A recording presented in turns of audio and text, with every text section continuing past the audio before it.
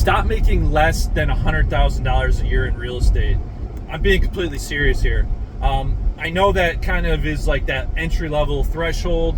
I used to be a team leader for Keller Williams, and I would meet, my instructions as a team leader were to meet with 40 people a month. So imagine I'm meeting with 40 people every month. I did this job for close to 3.5 years. So imagine the amount of people I talked to. And the number one thing I would hear over and over and over and over again as people walked through that door, when I would ask them what their goals were, they would say, fill in the blanks, I want to make at least $100,000 a year in real estate. So I want to talk to you real quick about, one, how to do that, and two, why that's not enough. And the reason why I say that's why that's not enough, it's not about greed. It's not about, you got to go and make millions type thing, because I know that's not everybody's goal. Everybody's got a personal goal in real estate. Some people's is, I want to make $1 million a year. Awesome, good for you. I want to help you do that. I want to celebrate you as you do it. And other people's like, look, I need to make $120,000 a year after everything's all done. I'm going to put X amount into my retirement. I want to spend X amount of time with my family, right, all the way down the line. So let's talk first about why $100,000 is not enough. Now, the reason why I say $100,000 is not enough is because what I would see over and over again is agents writing down a business plan, and at the bottom of it, it was $100,000 a year gross commission income, GCI. Now, the problem with $100,000 GCI goal is there isn't a brokerage around anywhere where you can walk away just base flat, not pay that brokerage penny. Now, I'm not going to get into rev share and profit share and some of those other things. It's not part of this equation for this conversation. Even if you're paying, I work for a 100% company. No, you work for 100% minus transaction fee. So you're still not walking away with $100,000 a year. So there's that. If you're taking listings, you're paying money for photos, marketing, things like that. Well, that comes off the top. So you get it. MLS dues, NAR, your local board dues, lockboxes, MLS or lockbox access, Supra or CenturyLink, whatever it is that you're doing, you've got dues, you've got fees, you've got stuff, CRM. $100,000. If you're at your base goal, you're not walking away with $100,000. So get really real on your goals. That your goal isn't $100,000 in GCI, it's $100,000 take home after everything. So this means you have to spend a little bit of time breaking down your costs. This is where the number one thing I see with agents is they're just running around like chickens with their heads cut off, and they have no structure to their business plan. They have no structure to how their money's coming in and how it's going out. It's just whatever happens today happens. So that's first issue with why you're not making $100,000 a year net when it's all said and done, if that's not where you're at right now. Issue number two is you don't have a plan, right? Most agents are reactionary. I see it all the time. All the time. If a lead comes in, you're really awesome at jumping on that. Somebody says, hey, my cousin Larry wants to buy a house. You're all over that. That's great. You should be. You need to be. That's how you create good customer service. But if you're not putting things in motion to make those types of calls happen, that's why you're not making $100,000 a year. So step two is put together a plan. And I'm not just talking about like, I ran my numbers, here's my spreadsheet, I'm talking about your calendar, your time block. How does your schedule look? How does your day look? Where are your priorities set on this calendar? I've got this mindset. For me personally, I consider myself a 9-to-5 agent, right? Well, Len, this is real estate. How do you work 9 to 5 in real estate? I do. I've got the mindset of a 9-to-5 agent. I check in at a certain time. I look at the clock. It's time to check out. Now, does that mean I don't take a call at 8 o'clock at night? No, I take calls at 8 o'clock at night. when I have an offer coming in on one of my listings.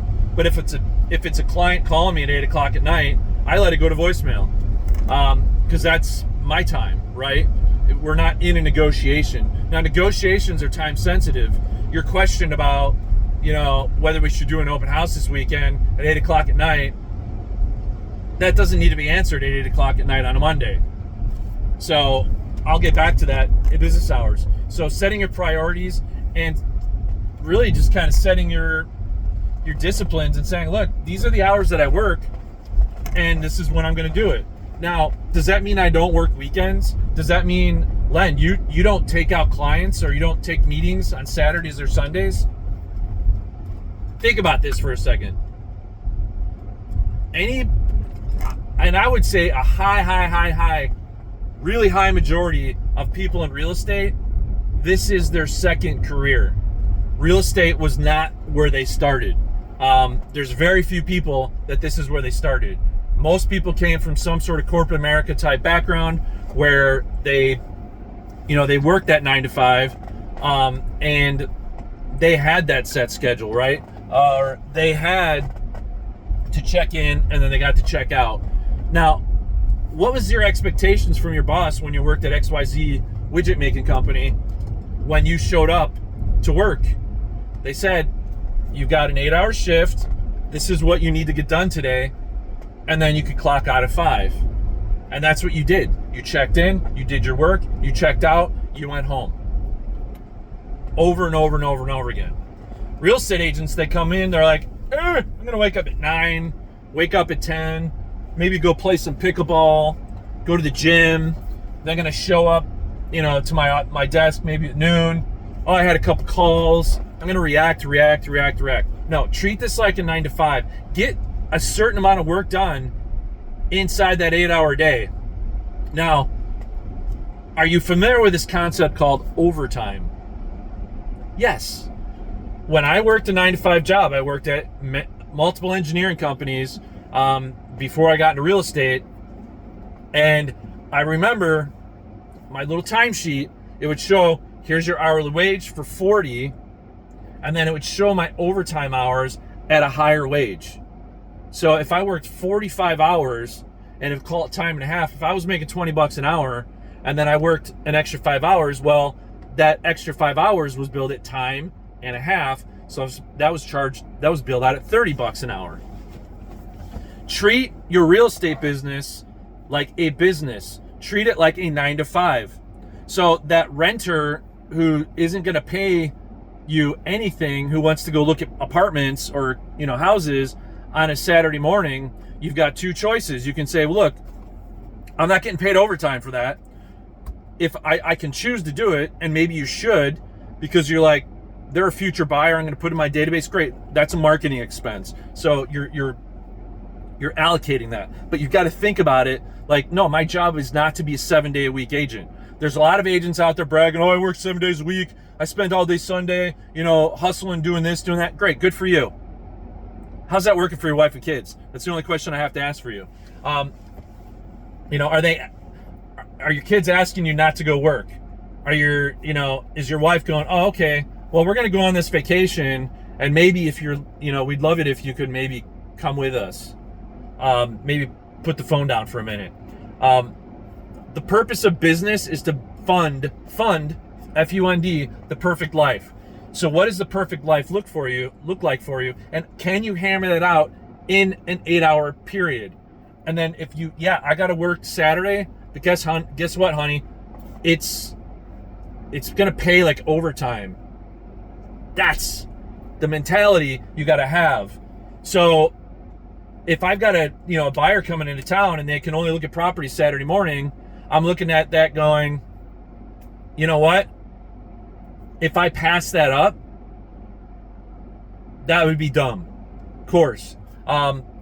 It's overtime. I'm going to get paid overtime. Now, I tried to fit it into my 9 to 5. I can't always do that.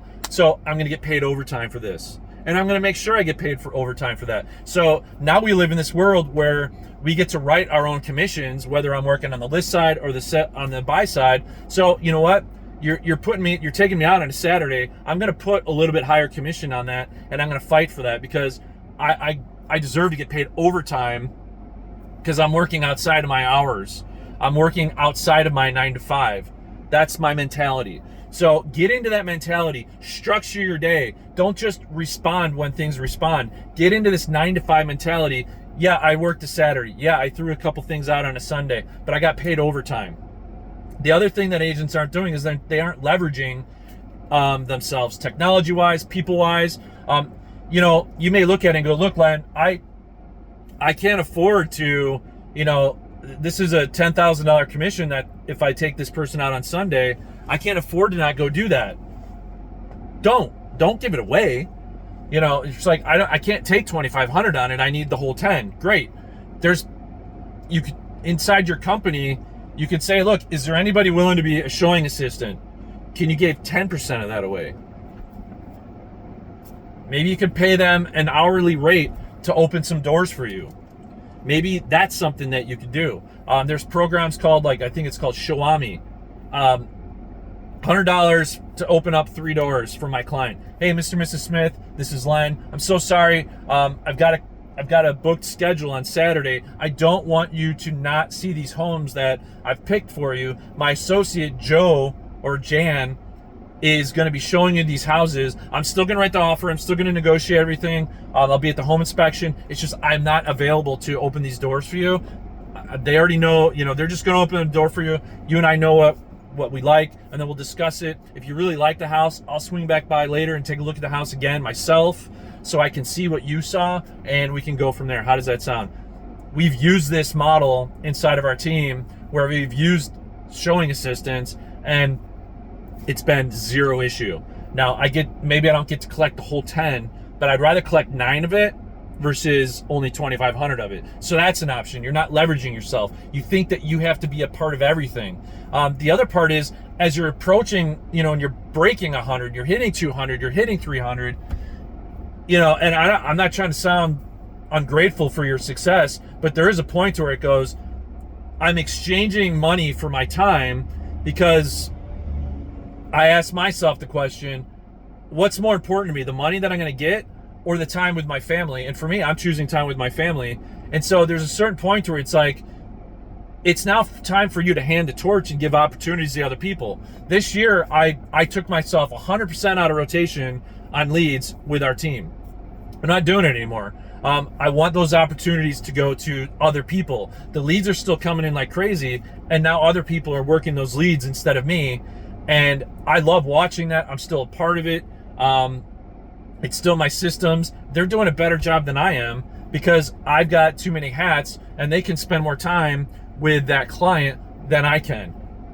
That's a win-win-win-win all the way around. So those are a couple things I want you to think about. If you're not making $100,000 a year, first check your head. Go through those steps that we talked about earlier.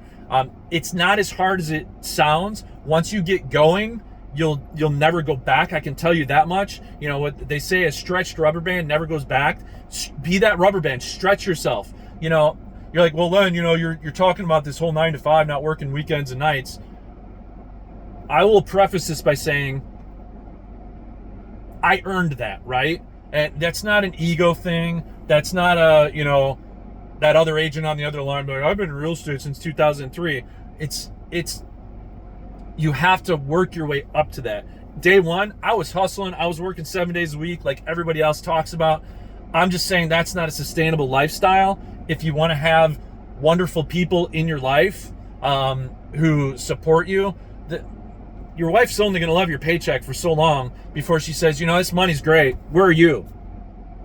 I want you. I married you when you were poor. I married you when we were in college, and we were clipping coupons at the grocery store and putting away stuff because it was beyond our budget. Think about that stuff. If you really want to make this a career, think of it like a career. Think of it like a job. Treat it like a job. Treat it like a 9 to 5. Understand the difference between, this is real estate. It's my job. I got to work Saturdays and Sundays. No, that's overtime. Get paid for it.